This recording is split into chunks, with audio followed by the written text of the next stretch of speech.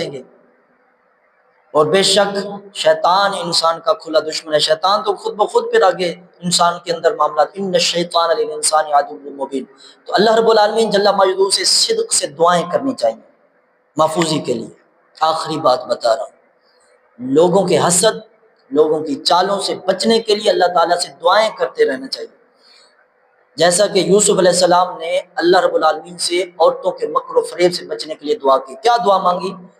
قال رب السجن احب الی مما یدعوننی الیہ والا تصرف عنی کیدہن اصب الیہن واکن من الجاہلین۔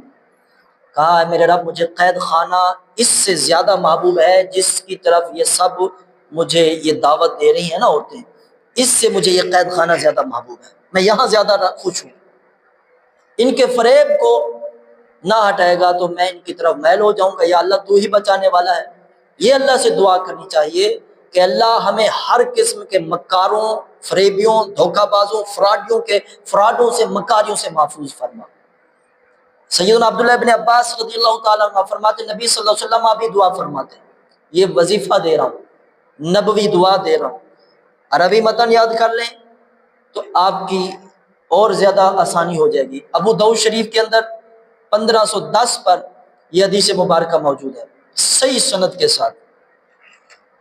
حضرت سیدنا عبداللہ ابن عباس رضی اللہ تعالیٰ عنہ فرماتے ہیں کہ کریم آقا امام الانبیاء علیہ السلام یہ دعا فرماتے ہیں، ربی اعنی ولا تعن علی وانصرنی ولا تنصر علی ومکر لی ولا تمکر علی واہدنی ویسر ہدایا الی وانصرنی علی من بغى علی۔ اے میرے اللہ، اے میرے رب میری مدد فرما، میرے خلاف کسی کی مدد نہ کر، جو مجھے تیری اطاعت سے روک دے میری نصرت فرما، میرے خلاف کسی کی نصرت نہ فرما، میرے حق میں تدبیر فرما، میرے خلاف تدبیر کرنے والوں کے جو ہے وہ معاملات کو ختم فرما دے، میری رہنمائی فرما اور ہدایت کو میرے لیے آسان فرما، اور جو میرے خلاف بغاوت کرے اس کے مقابلے میری مدد فرما۔ آمین۔ یہ دعا کیا کریں اللہ تبارک و تعالیٰ سے، تو اللہ رب العالمین